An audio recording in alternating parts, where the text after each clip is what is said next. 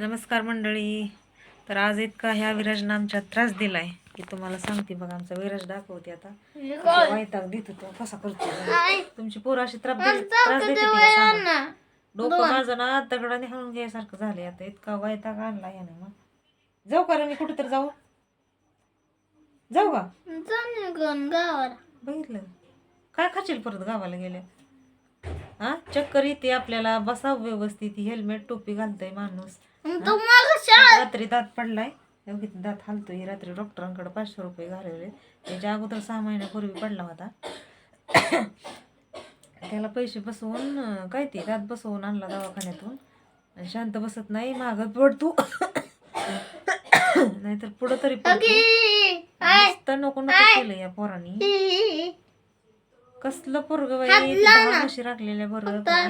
ऐक ना इतकं त्रास देतय ना. हलवू नको र बाळा. इतका त्रास देते ती का मम्मी पप्पाला देते ते का बरं. त्यांची पोरं देते ती का त्रास.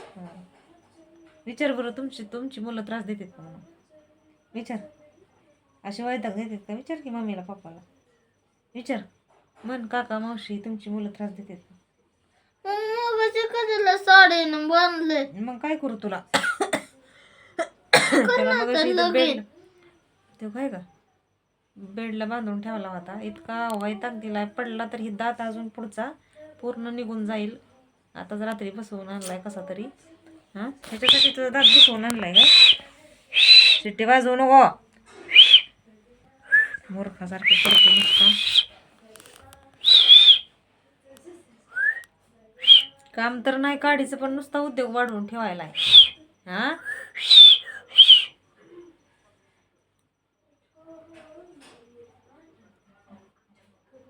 बघतोय अजून कसला शांत बसना. 2 मिनिटं सुद्धा शांत नाही. पोरगं नुसतं पळतोय वाऱ्यासारखं.